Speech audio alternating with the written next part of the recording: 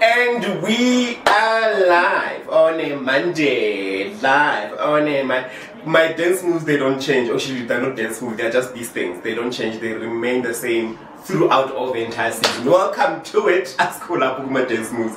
It's called Clinical Monday for Oran Popping Chats, and my name is Nkosi, and welcome to it, man. Thank you so much for joining us this morning, for streaming the conversation, and actually for being part of the conversation as we get into understanding HIV just a little bit closer and leaving you with the relevant information that you need. And today we are sharing the spotlight on antiretroviral treatment, or in short ARVs. We want to know what are they, what do they do, what is their function, do we have types, do we have, all those different things that you need to know about ARVs. To be part of the conversation, make sure that you leave your comment on the comment section below, because we are live on Oran Popping's Facebook page, and also find us on other social media platforms. On Twitter we are at @n_health, and also on YouTube it is Oran Popping. www.popin.org gives you the behind the scenes, and you can check out other exciting things that we have, like gender affirming healthcare, some of the sites that we are launching, some of the activities that are happening in and around the pop. And speaking of sites that have been launched, courtesy of Oran Pop in Kempton Park, or Eguruleni, but I say Kempton Park because we launched it in Kempton Park. We are coming to you live from Eguruleni, or rather Oran Pop in Eguruleni in Kempton. It's confusing. Yeah. We've launched it not so long ago. Check out our social media for those pictures and more. And I'm joined by the head of the household, Sister Mapaseka Mabena, who, by the way, is not stranger to the platform. Good morning. Good morning. How are you? I'm good, thanks. I'm great. Thank you so much for making time. It's been a while since we spoke to you, and I mean, we come back obviously, seeking guidance and wanting advice, because we want to understand HIV just a little bit better, and understand what are the things that make HIV, or manage it in this instance. So today we're talking about introduction to ARVs. First and foremost, what are ARVs? For somebody who doesn't even know what ARVs are, what are they? Alright, so ARVs is an acronym that stands for antiretroviral drugs or treatments. So in short, we say they are ARVs. So they're basically responsible for controlling the infection. It can be a person who's not infected, or who's taking it as a pre-exposure, others are taking it as a treatment, a long-term treatment, or it can be a post prophylaxis. So if it's pre, I mean, it is part of the prevention, and also it can be the part of the managing of the virus. But how many types of ARVs are there, or do we have different variations, if that's the proper English, of this drug? Okay, so with ARVs, we've got different regimens. So basically, ARVs are designed in such a way that they suit individuals' needs. As you have said, we have pre-exposure prophylaxis, which is known as your PrEP, as well as we have the treatment, the long-term treatment. So in terms of the long-term treatment, we also have regimen 1, 2, and regimen 3. So that is when now it depends on the complications as well as the side effects and the tolerance of the individual. Then that is when we play with the different regimens to ensure that we don't harm, because the aim of taking ARVs is not to harm a person further, because you already have an infection. So we don't want to damage your kidneys and so forth and so forth. So we play around with these different regimens, as well as to ensure that you are virally suppressed. So response is monitored closely as well. And then we also have post-exposure prophylaxis, the one that you take within 72 hours of exposure, to ensure that you are protected from being infected if you are not. Let's talk about, you got infected. What happens? What is the immediacy, or what is the immediate thing that gets done immediately when somebody gets diagnosed? What's the next step? What should they do? Because I can imagine, a lot of us, and I share this because I've interacted with people where I wanted to give them their self-testing kit, and they'll be like, I want to find out if I'm HIV. I'm like, but the sooner you find out, the better you know how to manage this virus. What happens? What should be the next step? Yeah. So the most important thing with treating HIV is knowledge. It's very important that healthcare workers empower clients with knowledge. So it means pre-counseling is very important, because that is when now you include everything. You don't wait for the results. Just include pre-exposure prophylaxis, everything, and show that by the time the client gets the results, then it's just a wrapping up to say, remember initially in our pre-counseling I spoke about if you are HIV positive, then we need to put you on treatment. Then it doesn't come as a shock to the client. Then the client is able to immediately engage with you further and ask more questions. So what I can say is emphasizing adherence. After diagnosing a person, it's very important that we emphasize on adherence counseling, because we find most clients that we put on treatment and then in the middle they drop out. And then we have identified that the gap is when now we lacked adherence. So adherence counseling is very important, and it's not a one-day thing. You need to follow up the client consistently, and also find out the goals, the health goals of an individual, because we need to educate them and ensure that HIV doesn't stop them from living. If you are studying, you need to continue studying. You continue. The only thing is that you need to adopt those healthy habits. Whatever that you are doing extremely, like taking alcohol, then you need to reduce for your own health and be able to. I want us to talk about finding out early, or taking treatment early versus staying on treatment or adhering to treatment. What are the benefits of testing early? Or testing in general, because I think, like I said, people are a bit scared. They don't know that there is information like this where you can continue living your life, you can live a positive life, you can get your add-on and stay on treatment. But let's talk about finding out early, or testing, the importance of testing, and then also the importance of adhering to the medication, to these areas. A good question, because in nowadays you find that you have to beg people to test, and it should be an occasional thing, like when you go to a facility and testing your cholesterol and so forth. So HIV should be part of your wellness plan, as an individual, because being diagnosed at an early stage gives you a chance, to ensure that you take care of yourself. Because if you are diagnosed later, then that is when now you find that there are multiple opportunistic infections.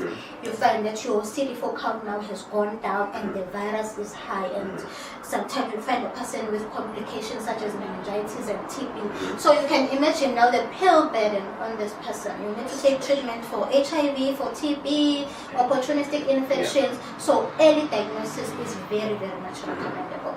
I want us to talk about what it looks like when you are introduced to ARVs, or when you are not on ARVs, introduced to ARVs, and the end goal where you are supposed to be, and you would demonstrate that with our BOK bottles, because like I said, a lot of people don't even think about the goal being you, because you are you've gotten your add-on and you are adhering, like you said, you have your goals, you have everything set, you have somebody at pop-in or wherever who really takes you through the steps of adherence, and then at the end actually being undetectable equals untransmittable. Take us through that. So in simple terms, for a person to understand, we use these bits. So these red bits, they represent the virus, the HIV virus. So before starting your treatment, this is how your system looks like. The virus is busy circulating all over, making you sick every now and then.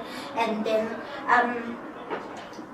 during your treatment, now, if you are taking it correctly as prescribed by the healthcare worker, then in a long run, within 2 months or 3 months, then you'll find yourself now diluting this virus, now the virus going down, and then the black bits, they represent the CD4 cells. So now you find that now the CD4 cells are growing, and then the virus is slightly now going down. So at 6 months, we take your viral load, and then we find that the virus is undetectable, meaning now you can see there's no sign of the virus. Now all the bits are black. The person is healthy, meaning this person is unable to transmit the virus and can live a healthy lifestyle. But that does not mean that the virus is cured. It doesn't mean that you are cured of HIV. It just means that the virus is now manageable, it's under control, it cannot replicate. So it is quite important also to emphasize that to the people who are finding out that they're HIV positive, that yes, you will get to that stage, but it does not mean that the virus is cured. Yeah, so in simple terms, I always tell them to say the virus is sleeping. Yeah. Once you miss your dose, then it wakes up. Yeah. And then gets a chance to attack. I want us to talk about, since we're talking about introduction to ARVs, what then happens to the body? You spoke about CD4 counts and all that.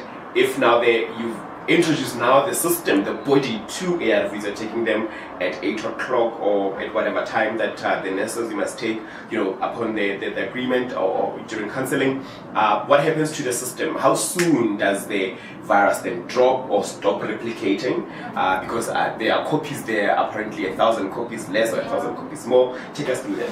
So it's very much important. We have a very good drug called Antiretroviral. Yeah. It's a very active drug. It can simply suppress your virus in 10 weeks, if you're taking it correctly. So you can take blood from that person. Yeah. So it's very important that the blood levels of the treatment must remain high, so that you prevent complications and ensuring that the virus is low, and then you give your CD4 cells a chance to go up. That is the main goal, because we need those soldiers to fight for us. And then I just want to quickly, so this is what happens when an individual misses their dose, then the level of treatment goes down, right? And we don't want that. We need you to top up immediately. So that is why the importance of time is very much important when you're taking the ARVs. And I need to emphasize that. However, it happens on some occasions when we find the clients who tell you to say, I missed the time of taking my treatment, and I would encourage them, take it immediately when you remember. But that mustn't be a trend, because if it becomes a trend, then it begins to create this wave now, and that is when now we have complications. Now you see there's an exclamation mark now because of missing those every time, and then we have what we call resistance, right? Because now the virus gets stronger. Now they are used to this pattern of yours, and then they become stronger than the treatment that you are taking. So that is why now we find the person having to be switched to another regimen. So we need to prevent such complications, because remember, if you move from one pill, then we need to go to a number of pills. And I like how you said it in our past interviews, where you said you graduate. You no longer on this stage, now you graduate to the next level. What are some of your questions when it comes to ARVs, man? Have you, are you on ART? Did you get your ART on? Are you, adhering to the medication as prescribed? What are some of the challenges that you are experiencing? Because in the series of this conversation, like I said, we're trying to understand HIV and just get a little bit closer to understanding how we can manage it. And because the goal is literally to get there, to live in an HIV-free generation. I don't know if that's the current goal, but there's a goal of ending HIV by a certain year. So I hope that we are actually participating in that and in making sure that we are taking our ARVs. Send through your questions. It is at @n_health on Twitter, and with the hashtag Clinical Monday, and our resident clinician, Mapaseka Mabena, who's been kind enough today to take time out to speak to us when it comes to this topic of ARVs. And we just know that there's a difference between the regimen. There's a lot of regimen, but we need to adhere and we need to take ARVs as prescribed. So we're looking forward to getting your engagements. Also, don't forget to follow us on our TikTok channel, on our TikTok account. I almost said channel is YouTube, but you know what I mean. TikTok, we are at Oram Pop In, and on our YouTube channel, that's where you can find all these series of conversations that we had either also in the past and currently when we're looking at HIV. Stabas, let's talk about, you spoke about pre and post. I want us to wrap it up, and I want to just talk about that, and maybe perhaps talk about disclosure, because that's also important. Somebody's just found out pre and post counseling. How important is that? It's very important, because that is when now the healthcare worker plans with the client.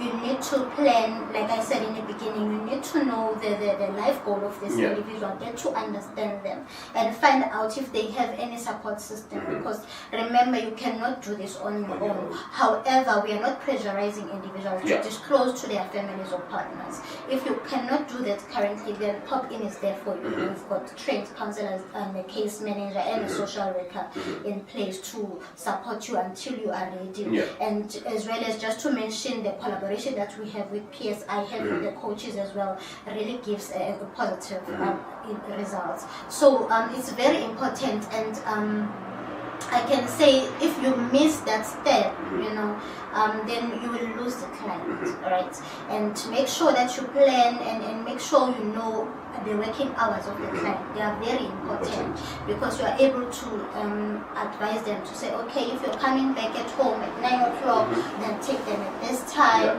You are unemployed, let us see how many, which programs can you, register in, so that at least you have an income, to have food and all, because most of the other challenges with adherence is the socio-economic factors, and we cannot shy away from that, because we can shout and say adherence, take your treatment. However, we have clients that don't have anything, they'll cry in tears to say, but guys, how do I take, so I can say. So let's talk about, you touched on establishing a support structure, that sort of like isn't linked with disclosing. If the client has a support structure, how important is disclosing? Because now you're coming home, you're carrying a bag that says you have to take these pills. How important is disclosure to the support structure? So disclosure is important because at least you have that someone who's going to remind you to say, hey V, don't forget your appointment. Hey V, you are not feeling better, did you go and consult? Would you like me to accompany you? V, it's time to take your treatment. As opposed to having someone that didn't disclose, now you have to hide your pills, and then your aunt is visiting there, full on this couch, sitting, watching TV, they're not going to sleep, right? Shasha is panicking. My pills are there, and my auntie. So disclosure is very important because at least your family can, remind you and say, hey, V, it's your time. We know it's difficult, but at least family, I think it's the best. Most definitely. So while we are introduced to ARVs through, when our system is introduced to ARVs and our lives are introduced to ARVs, even our family, even our friends sometimes even goes to that extent, they need to be introduced to ARVs so that we can be able to manage the virus. So at the end of the day, we just need to disclose if you have to or if you can't. Partner disclosing, I know that's a bit of a tricky one, but do you recommend that people should disclose to their partner? Yes, and that is why I recommend couple testing. It's very important because it gives you that platform of disclosing in front of the healthcare worker who can guide you guys. Because remember, we sometimes have those discordant couples to say, guys, the status shouldn't stop you from loving one another. You can take PrEP, I can take my ART. We continue building what we want to build. So couples testing is another, easiest strategy, because we know we find people would say, how do I do it? I don't want to make it obvious and I love this person, I want to marry this person, but every now and then they would ask me, why am I insisting of using a condom? All those things. So couples testing, please, it's very important, guys. Let us do it.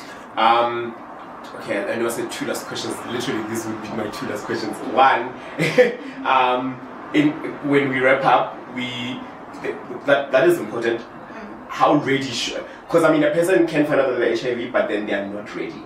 To take ARVs. How do we measure that the person is actually ready? We can now, initiate them on art. Right. So we have what we call UTT, which is universal testing and treatment, which we need to make sure as healthcare workers we initiate a person within 7 days. Hence, I'm saying adherence does not end in one day.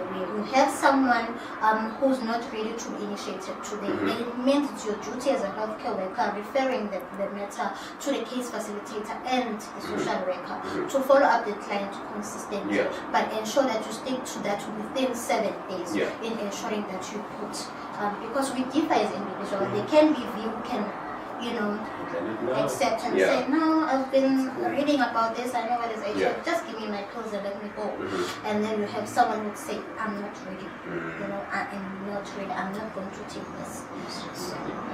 Step-by-step, thank you so much for your time. We'll have yet another conversation. Really appreciate it. It's a learning something every time when we come here. But make sure that you stick around for the series of conversation as we get to understand the management when it comes to HIV. And and share your story with us, or share some of the challenges that you have, or what would be your comments when it comes to ARVs, side effects, how are you taking them, have you started seeing change, what is the goal for you, because individual, like what Mr. was saying, we are individuals, so we all have goals. I'm gonna see you next time on the next Clinical Monday, where we discuss yet another clinical topic with our clinicians. Until then, happy streaming, bye.